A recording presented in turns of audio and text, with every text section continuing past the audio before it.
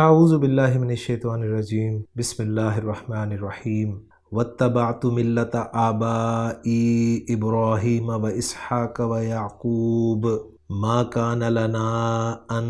نشرک باللہ من شیء ذالک من فضل اللہ علینا وعلی الناس ولکن اکثر الناس لا یشکرون۔ صدق اللہ العظیم۔ رب اشرح لی صدری ویسر لی امری واحلل عقدۃ من لسانی یفقہوا قولی۔ رب یسر ولا تعسر وتمم بالخیر، آمین یا رب العالمین۔ آج کے سبق میں ہم انشاءاللہ تعالیٰ سورہ یوسف کی آیت نمبر 38 کو گرامیٹیکلی انالائز کریں گے۔ آیت آپ اسکرین پہ لکھی ہوئی دیکھ رہے ہیں اور آیت کی تلاوت میں نے آپ کے سامنے ابھی کر دی ہے۔ تو سب سے پہلے ہم اس آیت کے مختلف حصے بنائیں گے، اور پہلا حصہ جو بنے گا وقف کی پہلی علامت تک وہ ہوگا واتبعت ملت آبائی ابراہیم و اسحاق و یعقوب۔ دوسرا ہوگا ما کان لنا ان نشرک باللہ من شیء، اور تیسرا حصہ جو کہ آیت کے اختتام تک ہوگا ذالک من فضل اللہ علینا وعلی الناس ولکن اکثر الناس لا یشکرون۔ تو جو پہلا حصہ ہم نے کیا ہے واتبعت ملت آبائی ابراہیم و اسحاق و یعقوب، اس کا ہم مزید کوئی حصہ نہیں کریں گے، لہٰذا اس کے الفاظ پر بات کر لیتے ہیں۔ اس میں پہلا لفظ ہے واو، جو کہ حرف اتبعت فعل ماضی واحد متکلم کا صیغہ ہے۔ تا، با اور عین اس کا مادہ ہے، باب افتعال سے استعمال ہوا ہے۔ اتبع یتبع اتباعا، اس کے معنی ہوتے ہیں پیروی کرنا۔ ملت آبائی میں ملہ جو لفظ ہے اس پہ ہم نے پہلے بات کر لی ہے، سورہ یوسف کی آیت میں ہی یہ گروہ کے لیے لفظ استعمال ہوگا۔ آبائی، اس میں آبا کا لفظ جو ہے یہ اب کی جمع ہے، اور اب باپ کو کہتے ہیں، اور آبا ہمارے ہاں اردو میں بھی استعمال کیا جاتا ہے۔ یا متکلم جو ہے ضمیر یہ مجرور متصل ہے، اور ابراہیم کا لفظ آگے آپ دیکھ رہے ہیں واو حرف ہے، اسحاق ہے آگے اسم، اور پھر واو حرف ہے، اور یعقوب اسم ہے، اور یہ تین انتہائی عظیم پیغمبروں کے نام ہیں، جس میں حضرت ابراہیم علیہ السلام جن کے بارے میں اللہ تعالیٰ نے ارشاد فرمایا کہ واتخذ اللہ ابراہیم خلیلا، اور پھر اسحاق علیہ السلام ان کی اولاد، اور پھر اسحاق علیہ السلام کی اولاد یعقوب علیہ السلام جو کہ یوسف علیہ السلام کے والد ہیں۔ تو الحمدللہ پہلے حصے کے الفاظ پہ بات ہو گئی ہے، اور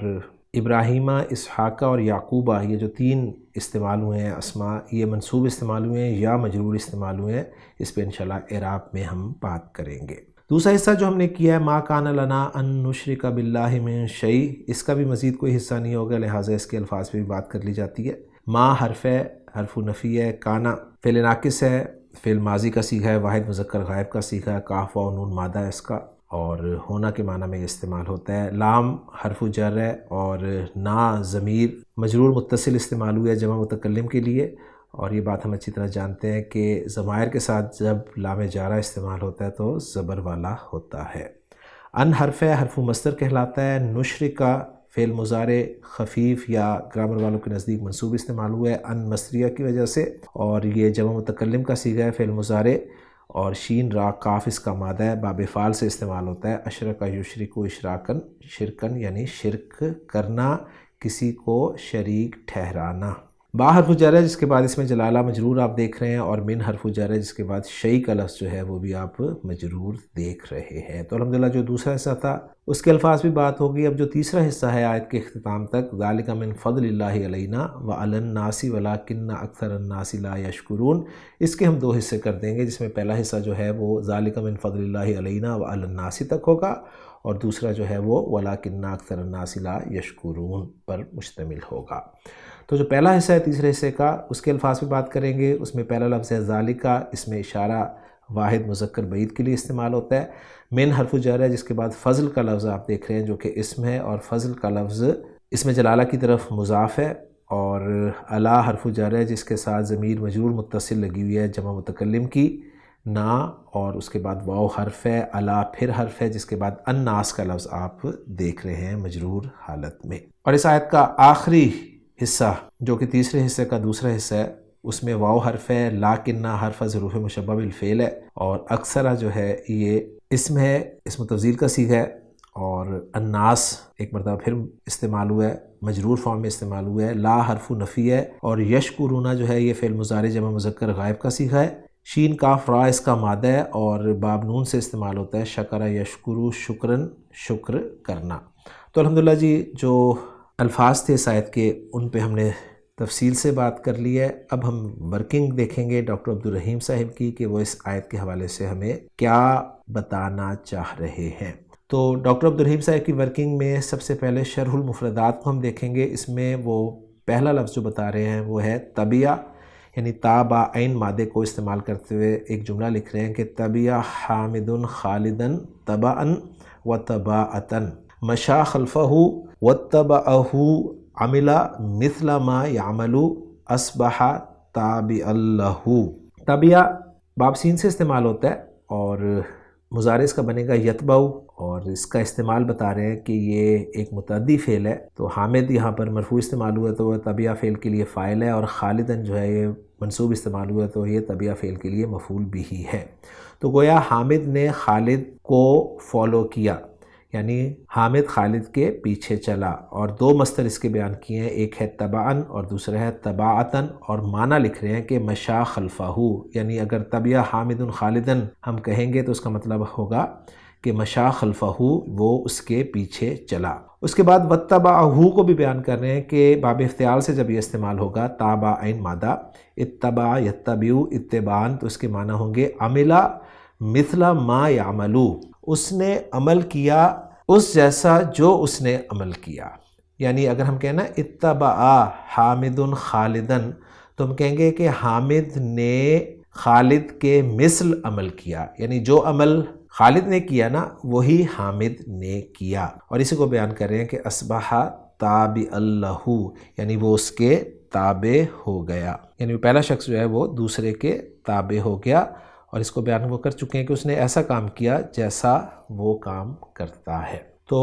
پہلا لفظ الحمدللہ کلیئر ہو گیا جی۔ اس کے بعد اگلا لفظ جو ہے وہ ہے اشرک باللہ احدا او شیئا، اور اس کے معنی لکھ رہے ہیں کہ جعلہ شریکا للہ فہو مشرک۔ شین را کاف مادہ باب فعال سے استعمال ہوا، اشرکا یشرکو اشراکن بنا، اور اس کا استعمال بتا رہے ہیں کہ باللہ اللہ کے ساتھ شریک کرنا، احدن کسی کو، کسی شخص کو، او شیئن یا کسی چیز کو، یعنی جعلہ شریکن للہ، یعنی اس نے اس شخص کو یا اس چیز کو شریک بنا دیا اللہ کا، اور ایسا عمل کرنے والا جو ہے وہ مشرکن کہلائے گا، لہٰذا اسم الفاعل جو بنے گا وہ بنے گا مشرک۔ تو امید ہے بات کلیئر ہو گئی ہوگی۔ آگے ڈاکٹر عبدالرحیم صاحب الفضل اور شکرہ فعل کے بارے میں انفارمیشن دے رہے ہیں، اور یہ تھوڑی سی ٹیکنیکل انفارمیشن ہے، اور میں چاہوں گا کہ اس انفارمیشن کو مفتی سعید صاحب بھی آپ کے ساتھ شیئر کریں۔ تو مفتی سعید صاحب۔ الفضل الاحسان ابتداء بلا علت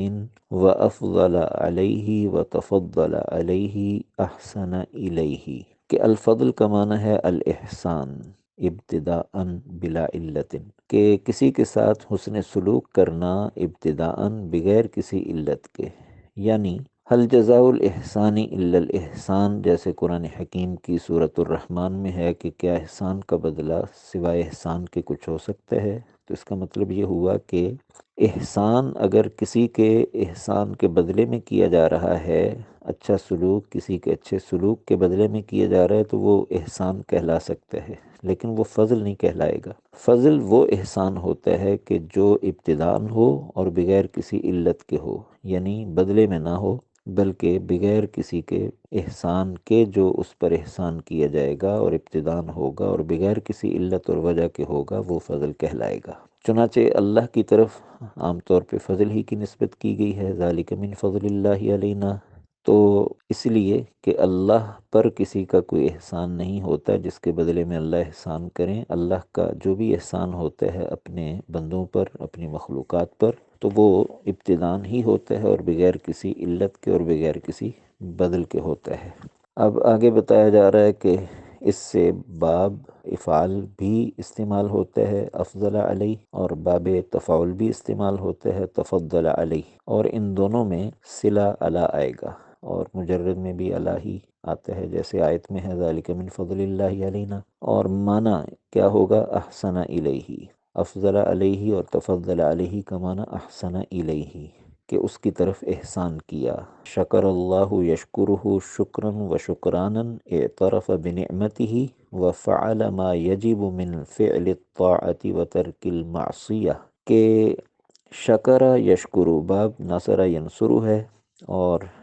شکر اللہ اس نے شکر ادا کیا اللہ کا، یعنی یہ فعل متعدی ہے اور اس میں ایک شاکر ہوگا اور ایک مشکور ہوگا، اور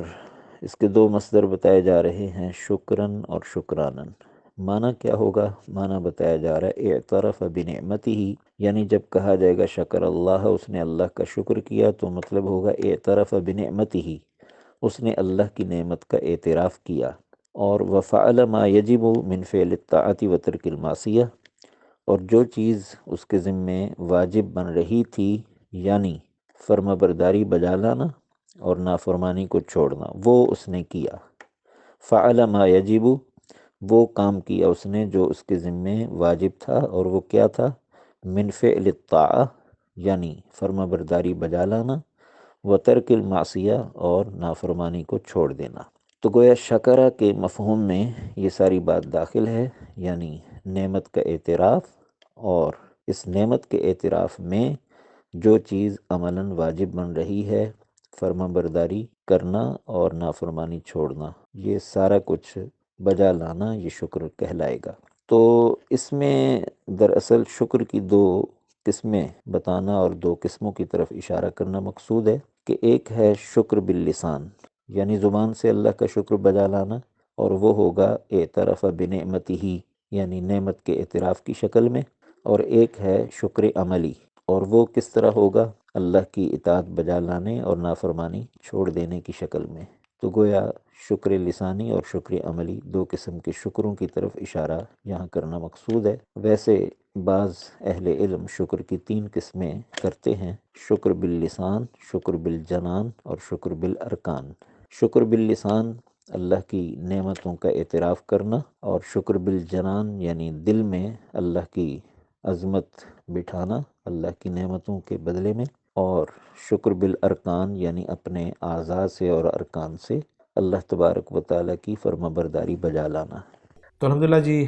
آپ کے سامنے الفضل اور شکرہ فعل کے حوالے سے انفارمیشن آ گئی مفتی سعید صاحب کی زبانی۔ اب ہم آگے چلتے ہیں۔ آگے ڈاکٹر عبدالرحیم صاحب جو ہے وہ لفظ بتا رہے ہیں الناس، اس کے بارے میں بتا رہے ہیں کہ یہ اسم ہے اور للجمع ہی ہے، یعنی جمع کے لیے یہ اسم استعمال ہوتا ہے، من بنی آدمہ، بنی آدم میں سے، اور اس کا واحد جو ہے وہ بتا رہے ہیں انسان ہے، اور من غیر لفظی ہی کہہ کر یہ بتا رہے ہیں کہ یہ انسان کے لفظ میں سے نہیں ہے۔ یعنی جب بھی کسی اسم کی جمع بنتی ہے تو ظاہر بات ہے جمع میں وہ واحد اسم جو ہے وہ موجود ہوتا ہے۔ جیسے رجل سے ہم رجال بناتے ہیں تو را، جیم اور لام تین روٹ لیٹرز رجال میں بھی موجود ہیں۔ اسی طرح کتاب سے کتب، کاف تا با موجود ہوتے ہیں، تو اس لیے اسے کہہ رہے ہیں کہ یہ اس کے لفظ میں سے نہیں ہے۔ اور مزید بتا رہے ہیں کہ اصلہ اناسن، الناس کی جو اصل تھی، یعنی ناس کی جو اصل تھی وہ اناس تھی، اور فخففا پھر اس میں تخفیف کر دی گئی، یعنی حمزہ حذف کر کے تخفیف کر دی گئی۔ تو یہ الناس کے حوالے سے انفارمیشن انہوں نے دی ہے، اور الناس کے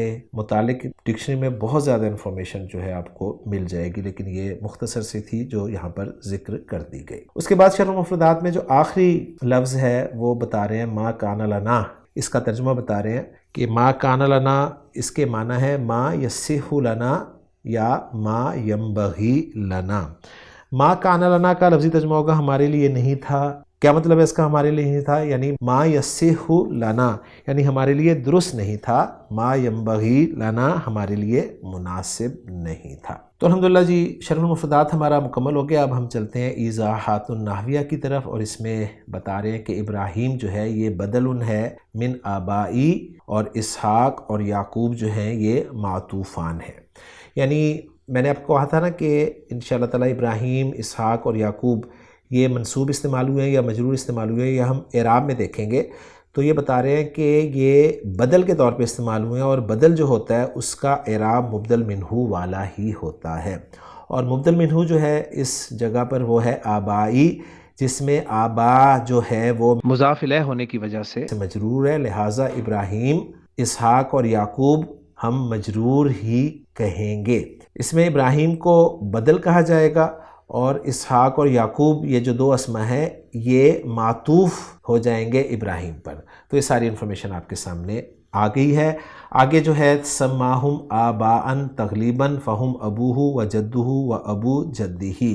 تو یہ چھوٹا سا جملہ جو ہے، جو کہ آپ کو چھوٹا سا لگ رہا ہے لیکن اس میں بہت کچھ ہے، میں مفتی صاحب سے درخواست کروں گا کہ وہ اس جملے کو آپ کے سامنے بیان کر دیں۔ اس آیت میں چونکہ لفظ آبا استعمال ہوا ہے ابراہیم و اسحاق و یعقوب علیہ السلام کے لیے، اور یہ کہا جا رہا ہے وَاتَّبَعْتُ مِلَّةَ آبَائِي ابراہیم و اسحاق و یعقوب، کہ یوسف علیہ السلام یہ کہہ رہے ہیں کہ میں نے اپنے آبا و اجداد کی ملت کی پیروی کی، یعنی ابراہیم و اسحاق و یعقوب علیہ السلام کی ملت کی۔ تو آبا مبدل منہو ہے اور ابراہیم، اسحاق، یعقوب یہ اس سے بدل ہے۔ تو یہاں ایک اشکال پیدا ہوتا ہے کہ آبا جمع ہے اب کی، اور اب کا معنی باپ، اور اس کے بدل کے طور پہ جو نام ذکر کیے جا رہے ہیں، جن حضرات کا ذکر کیا جا رہا ہے، وہ سارے حضرت یوسف علیہ السلام کے آبا نہیں ہیں حقیقت میں، بلکہ ابراہیم علیہ السلام پردادا ہیں، اسحاق علیہ السلام دادا ہے، یعقوب علیہ السلام باپ ہیں۔ تو اب تو حقیقت میں ایک ہی ہوئے، یعنی یعقوب علیہ السلام۔ تو ان تینوں حضرات پر آبا کا اطلاق کیسے کیا جا رہا ہے؟ تو اس کا جواب دیتے ہوئے کہا جا رہا ہے سماہم آباءً، کہ ان سب کا نام رکھ دیا آبا تغلیباً، تغلیب کے طور پہ، جبکہ فہم ابوہ و جدہ و ابو جدہ، کہ وہ حقیقت میں تو حضرت یوسف علیہ السلام کے ایک باپ ہیں، ایک دادا ہیں، اور ایک دادا کے باپ یعنی پردادا ہیں۔ تقریباً ان کا نام آبا رکھنے کا مطلب یہ ہے کہ حقیقت میں اب ایک ہی ہیں، لیکن اب کو اجداد پر، جدین پر غلبہ دیتے ہوئے سب کو آبا کہہ دیا گیا۔ تو تغلیب یہ عربی میں چلتی رہتی ہے کہ 2 الگ الگ شخصوں یا 2 چیزوں جو کہ مختلف ہوں، ان میں سے ایک کے نام کو دوسرے پر غلبہ دیتے ہوئے دونوں کو یا تینوں کو مشترکہ ایک نام سے تعبیر کر لیا جاتا ہے، جیسے شمس و قمر کو قمرین سے تعبیر کرنا، ابو بکر و عمر کو عمرین سے تعبیر کرنا، اسی طرح اور اب یعنی ماں اور باپ کو ابوین سے تعبیر کرنا، یہ سب تغلیب کے طریقے پر ہے۔ یہاں بھی اب، جد اور ابو الجد یعنی باپ، دادا اور پردادا تینوں کو آبا کا نام دیا جانا بطور تغلیب ہے، اب کو جد اور ابو الجد پر غلبہ دیتے ہوئے ہے۔ تو الحمدللہ جی، یہ تغلیب جو کانسیپٹ ہے یہ بھی آپ کے سامنے کلیئر ہو گیا۔ ہم آگے چلیں گے تو اس میں ہے ما کان لنا ان نشرکا کے حوالے سے، کہ یہاں پر جو المصدر المؤول ہے، یعنی ان نشرکا سے جو مصدر مؤول بن رہا ہے، یہ اسم کانا ہے، کانا کا اسم ہے، کیونکہ کانا جب بھی آتا ہے اس کا ایک اسم ہوتا ہے، خبر ہوتی ہے، تو یہ کانا کا اسم ہے، اور کانا کا اسم ہم جانتے ہیں مرفوع ہوتا ہے، لہٰذا اس مصدر مؤول کو فی محل رفع یعنی محلاً مرفوع قرار دیا جائے گا، والتقدیر، اور تقدیر کلام کچھ یوں ہوگا کہ ما کان لنا الاشراک، یعنی ہمارے لیے شرک کرنا صحیح نہیں تھا، کیونکہ ہم جانتے ہیں کہ مصدر مؤول کی جگہ مصدر صریح کو بھی لایا جا سکتا ہے۔ تو جو مصدر مؤول تھا ان نشرکا، اس کے ایکولنٹ جو مصدر بنے گا وہ الاشراک ہے۔ امید ہے بات کلیئر ہو گئی ہوگی۔ آگے بتا رہے ہیں کہ ان نشرک باللہ من شیء کے حوالے سے کہ حاذہ من الزائدہ، یہاں پر من جو ہے وہ الزائدہ ہے، اور من زائدہ آپ جانتے ہیں کہ یا کوئی بھی زائدہ حرف آپ جانتے ہیں کہ ترکیب کرتے ہوئے استعمال نہیں کیا جاتا، لیکن زائدہ وہ اس سینس میں نہیں ہوتا کہ یہ فالتو ہے یا بیکار ہے، ان معنی میں ہرگز نہیں ہے، بلکہ یہ خوبصورتی کے لیے استعمال ہوتا ہے اور اس کے بڑے فائدے ہوتے ہیں۔ تو یہاں پر بتا رہے ہیں وَتُفِيدُ تَوْكِيدًا، یہ توکید کا فائدہ دیتا ہے، او التنصیص علی العموم، یا عموم پر تنصیص کا اور تصریح کا فائدہ دیتا ہے۔ وَيُشْتَرَطُ فِيهَا ان، اور شرط لگائی جاتی ہے اس میں کہ يَسْبِقَهَا، اس سے پہلے نفیٌ او نہیٌ او استفہام بحل، کہ اس سے پہلے یا تو نفی ہو یا نہیں ہو یا استفہام ہو حل کے ذریعے، یعنی من زائدہ یہ توکید کا فائدہ دیتا ہے یا عموم پر تنصیص کا فائدہ دیتا ہے، لیکن اس کے لیے شرطیں ہیں، اور شرطیں کیا ہیں؟ شرطیں یہ ہیں کہ اس سے پہلے نفی ہو یا نہیں ہو یا حل کے ذریعے استفہام ہو اور دوسری شرط یہ ہے کہ وَأَن يَكُونَ مَجْرُورُهَا نَكِرَةً، کہ اس کا مجرور جو ہے یعنی اس کے بعد جو مجرور اسم ہوگا وہ نکرہ ہو۔ تو یہ شرطیں آپ نے یاد کرنی ہیں من زائدہ کے لیے، اور پھر مثالیں دے کے بات کو مزید کلیئر کر رہے ہیں۔ پہلی مثال ہے کہ حل من خبر لدیکا، حل من خبر لدیکا، کیا تمہارے پاس کوئی خبر ہے؟ تو یہاں پر دخلت من الزائدہ تو ہنا علی المبتدائی، مبتدا پر داخل ہوا ہے یہاں پر من زائدہ، فہوا مجرور بہا فی محل رفع، اور وہ مجرور جو ہے مرفوع ہے محلن، محل کے اعتبار سے یہ ذہن میں رکھیے گا، یعنی ہم کہیں گے حل حرف استفہام ہے اور من خبر جو ہے یہ محلن مرفوع مبتدا ہے جس کی خبر جو ہے وہ لدئی کا آ رہی ہے۔ یعنی اگر سمپل جملہ ہوتا ہے نا کہ حل خبر لدئی کا، کیا تمہارے پاس کوئی خبر ہے، لیکن جب من زائدہ لگ گیا تو اس سے ترجمہ ہم کریں گے کیا تمہارے پاس کوئی بھی خبر ہے، تو یہ اس انداز میں بات کرنے کے لیے استعمال ہوگا۔ پھر قرآن مجید سے ایگزامپل دے رہے ہیں کہ حل من خالق غیر اللہ یرزقکم من السماء والارض، کیا اللہ کے علاوہ کوئی بھی خالق ہے جو تمہیں آسمان اور زمین سے رزق دیتا ہے؟ یوم نقول لجہنم حل امتلأت وتقول حل من مزید، جس دن ہم جہنم سے پوچھیں گے کیا تو بھر گئی، اور وہ کہے گی کیا مزید بھی ہے، کیا اور بھی ہے؟ تو بتا رہے ہیں کہ یہاں پر الخبر ہنا محذوف، یہاں پر خبر جو ہے وہ محذوف ہے، وتقدیر، اور تقدیر کلام کچھ یوں ہے کہ حل من مزید لدیکا، تو جس طرح حل من خبر لدیکا پیچھے ایگزامپل دی تھی تو اسی پیٹرن پہ ہم اس کو بھی یہاں پر سمجھ سکتے ہیں۔ دوسری ایگزامپل دے رہے ہیں حل غاب الیوم من احد، کیا آج کوئی بھی ایبسنٹ ہے؟ دخلت ہنا عن الفاعلی، تو یہاں پر جو ہے من زائدہ یہ فاعل پر داخل ہوا ہے، کیونکہ غابہ کے لیے جو فاعل تھا وہ احد تھا، یعنی اگر یہاں پر من نہ ہوتا نا زائد تو ہم اس کو ایسے پڑھتے کہ حل غاب الیوم احد، کیا آج کوئی غائب ہے، کوئی ایبسنٹ ہے؟ تو اس نکرہ میں مزید زور پیدا کرنے کے لیے یا اس کو مزید خاص کرنے کے لیے من زائدہ لگایا گیا، اور یہاں پر ہم کہیں گے کہ احدن یہ مجرور تو ہے لفظی طور پہ، لیکن ہم اسے محلن جو ہے وہ مرفوع قرار دیں گے، اور جیسے کہ میں نے کہا کہ عام طور پہ جو ترکیب والے ہوتے ہیں وہ زائد حروف کو لاتے ہی نہیں ہیں بیچ میں، یعنی ان کو گرامیٹیکلی لے کے ہی نہیں آتے، یہ نہیں کہیں گے کہ من احدن جار مجرور ہو کے کچھ متعلق وغیرہ کچھ نہیں بنائیں گے، بلکہ کہیں گے کہ من زائدہ ہے اور احدن جو ہے لفظاً مجرور ہے اور محلن یہ مرفوع فاعل ہے غابہ فعل کے لیے، تو اس طریقے سے ترکیب وہ کریں گے۔ اور پھر قرآن مجید سے ایگزامپل دے رہے ہیں کہ وما یخفی علی اللہ من شیء فی الارض ولا فی السماء، سورہ ابراہیم کی بڑی خوبصورت آیت ہے، اللہ تعالیٰ سے نہ تو زمین میں اور نہ ہی آسمان میں کوئی چیز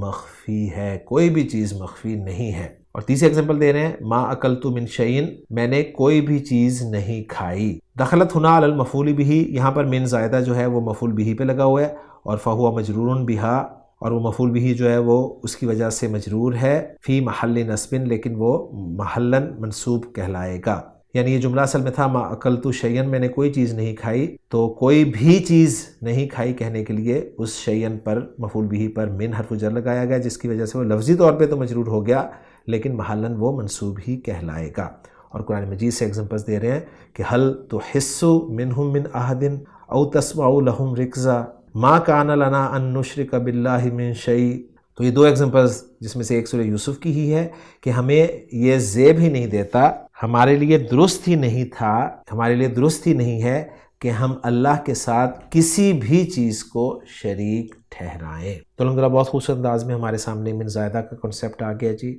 آخری پوائنٹ جو بتا رہے ہیں ڈاکٹر عبدالرحیم صاحب اس آیت کے حوالے سے وہ ہے ذالک من فضل اللہ علینا، اس میں من کے بارے میں کہ یہ من جو ہے یہ من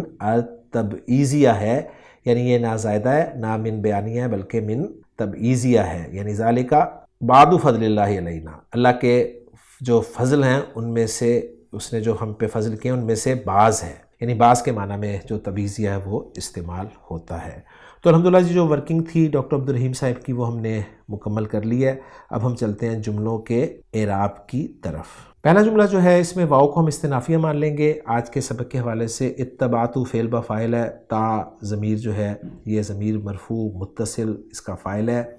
ملتا مضاف ہے جس کا مضاف الیہ آبائی ہے، اور آبائی جو ہے یہ فردر مضاف مضاف الیہ کا مجموعہ ہے جس میں آبا مضاف ہے اور یا متکلم ضمیر مجرور متصل مضاف الیہ ہے، مضاف اپنے مضاف الیہ سے مل کر مضاف الیہ ہوا ملتا مضاف کے لیے، اور ملتا مضاف اپنے مضاف الیہ سے مل کر مفعول بہ بنا اتبعتو فعل کے لیے، اور اتبعتو فعل اپنے فاعل اور مفعول بھی سے مل کر جملہ فعلیہ مکمل ہو گیا۔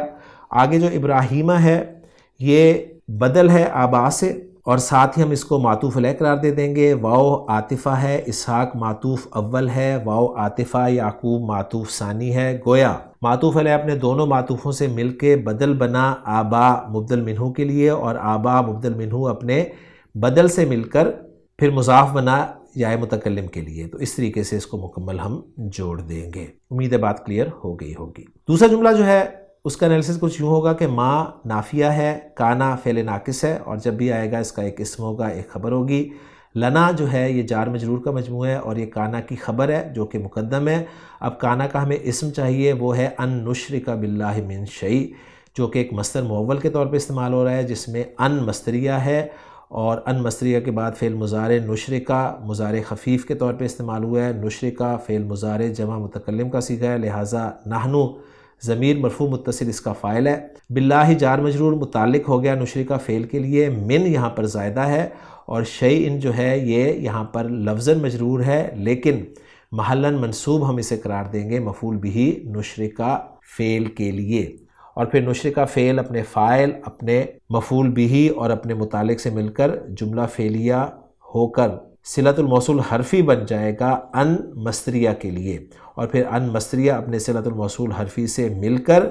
محلاً مرفوع اسم بنے گا کانا کے لیے، کیونکہ یہ بات ہمیں ڈاکٹر عبدالرحیم صاحب بتا چکے ہیں۔ اور پھر کانا فعل ناقص اپنے اسم مؤخر اور خبر مقدم سے مل کر جملہ فعلیہ بن جائے گا۔ امید ہے بات کلیئر ہو گئی ہوگی۔ اس کے بعد جو اگلا جملہ ہے وہ ہے ذالک من فضل اللہ علینا وعلی الناس۔ اس کو انالائز کریں گے، اس میں ذالکہ جو ہے وہ مبتدا بن جائے گا، اس لیے کہ اس میں اشارہ ہے اور شروع میں آ رہا ہے، اور اس کے لیے خبر ہمیں چاہیے، وہ آ رہی ہے من فضل اللہ، جس میں من کو ہم جارہ قرار دیں گے، اور مجرور جو ہے وہ فضل کا لفظ ہے جو کہ مضاف بھی ہے، اور اس میں جلالہ مضاف الیہ ہے۔ مضاف اپنے مضاف الیہ سے مل کے پھر مجرور ہو جائے گا من حرف جر کے لیے، اور من حرف جر اپنے مجرور سے مل کے خبر بن جائے گا ذالکہ مبتدا کے لیے، اور ذالکہ مبتدا اپنی خبر سے مل کر جملہ اسمیہ بن جائے گا۔ تو مین پارٹس ہم نے کر لیے جملے کے۔ اب جو باقی علینا و علی الناس ہے اس کو جوڑتے ہیں۔ علینا جار مجرور کا مجموعہ ہے، یہ فضل کے متعلق ہو جائے گا، اور واو عاطفہ ہو جائے گا، اور علی الناس جو ہے یہ بھی جار مجرور جو ہے اس کو ہم معطوف بنا دیں گے،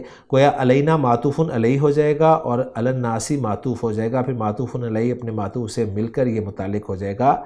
فضل کے، اور فضل جیسا کہ آپ جانتے ہیں من حرف جر کے لیے مجرور ہے ہی۔ تو اس طریقے سے یہ جملہ ہمارا مکمل ہو جائے گا۔ اور آخری جملہ جو کہ بہت ہی سمپل ہے، اس میں واو کو عاطفہ قرار دیا جائے گا، لیکنہ حرف از حروف مشبہ بالفعل ہے، جب بھی آئے گا اس کا ایک اسم ہوگا، ایک خبر ہوگی، اسم اس کا منصوب ہوگا اور خبر اس کی مرفوع ہوگی۔ تو لیکنہ کا جو اسم ہے منصوب وہ ہے اکثر الناس، جو کہ مضاف الیہ کا مجموعہ ہے، اور مرکب اضافی میں اصل جو ہے وہ مضاف ہوتا ہے، لہٰذا اکثرہ جو ہے وہ آپ منصوب دیکھ رہے ہیں۔ اکثر الناس یہ اسم ہو گیا لاکنہ کا۔ اب لاکنہ کی خبر چاہیے، خبر مرفوع ہوتی ہے، لیکن خبر کی جگہ یہاں پر جملہ فعلیہ آ رہا ہے جو کہ لا یشکرون ہے۔ اس جملہ فعلیہ کو ہم محلاً مرفوع خبر بنا دیں گے لاکنہ کے لیے۔ اب اس جملے کو انالائز کریں گے، اس میں لا حرف نفی ہے، یشکرون فعل با فاعل ہے، واو ضمیر مرفوع متصل اس کا فاعل ہے، فعل اپنے فاعل اور مفعول سے مل کر جملہ فعلیہ ہو کر محلاً مرفوع خبر بنا لاکنہ کی، اور لاکنہ اپنے اسم اور خبر سے مل کر جملہ اسمیہ بن گیا۔ اب یہ جملہ ہم نے بنایا ہے خبر لاکنہ کے اسم کے لیے، تو اس جملے میں ظاہر بات ہے کوئی نہ کوئی ضمیر ایسی ہونی چاہیے جو لاکنہ کے اسم کی طرف لوٹے، تو لہٰذا یشکرونہ میں جو واو ضمیر ہے وہ لاکنہ کے اسم اکثر الناسی کی طرف لوٹ رہی ہے۔ یوں ہماری الحمدللہ آیت نمبر 38 اعراب کے اعتبار سے بھی مکمل ہو گئی ہے۔ اب یہی ورکنگ جو ہے ہم دیکھتے ہیں محمود صافی صاحب کی کہ انہوں نے اس کو کیسے انالائز کیا ہے۔ محمود صافی صاحب بتا رہے ہیں کہ وَاتَّبَعْتُ والا جملہ جو ہے تبعتو والا، یہ فی محل رفع معطوفۃ علی جملہ ترکتو، یعنی پچھلے جملے میں انہوں نے اس کو عطف کر دیا۔ ہم نے آج کے حساب سے اس کو جملہ مستانفہ مانا تھا، انہوں نے اسے جملہ معطوفہ کہہ دیا۔ اور جملہ ما کان لنا جو ہے یہ لا محل لہا تعلیلیہ ہے۔ جملہ نشرکہ والا جو ہے یہ صلۃ الموصول حرفی ان کے لیے، ذالک من فضل اللہ یہ لا محل لہا استئناف ہے فی حیز القول، اور لاکنہ اکثرہ والا جو ہے اس جملے کو انہوں نے کہا ہے کہ یہ لا محل لہا معطوف والا جملہ ذالک من فضل اللہ ہے، اور لا یشکرون جو ہے فی محل رفع خبرو لاکنہ ہے۔ تو الحمدللہ جی ساری ورکنگ بالکل صحیح نکلی ہماری۔ اب ہم دیکھتے ہیں اس آیت کا ترجمہ، جس کے ساتھ ہی ہمارا لیکچر بھی انشاءاللہ تعالی مکمل ہو جائے گا۔ تو آیت کا ترجمہ ہے وَاتَّبَعْتُ مِلَّةَ آبَائِي إِبْرَاهِيمَ وَإِسْحَاقَ وَيَعْقُوبَ، اور میں نے اپنے باپ دادا ابراہیم اور اسحاق اور یعقوب کے دین کی پیروی کی ہے۔ مَا كَانَ لَنَا أَن نُشْرِكَ بِاللَّهِ مِن شَيْءٍ، ہمارے لیے ممکن ہی نہیں کہ ہم اللہ کے ساتھ کسی چیز کو شریک ٹھہرائیں۔ ذَلِكَ مِن فَضْلِ اللَّهِ عَلَيْنَا وَعَلَى النَّاسِ، یہ ہم پر اور لوگوں پر اللہ کے فضل سے ہے۔ وَلَٰكِنَّ أَكْثَرَ النَّاسِ لَا يَشْكُرُونَ، اور لیکن اکثر لوگ شکر نہیں کرتے۔ تو الحمدللہ جی سورہ یوسف کی آیت نمبر 38 بھی مکمل ہو گئی ہے الحمدللہ۔ انشاءاللہ تعالی اگلے لیکچر میں سورہ یوسف کی آیت نمبر 39 کے ساتھ آپ سے ملاقات ہوگی۔ سبحانک اللہم و بحمدک، اشہد ان لا الہ الا انت، استغفرک و اتوب الیک۔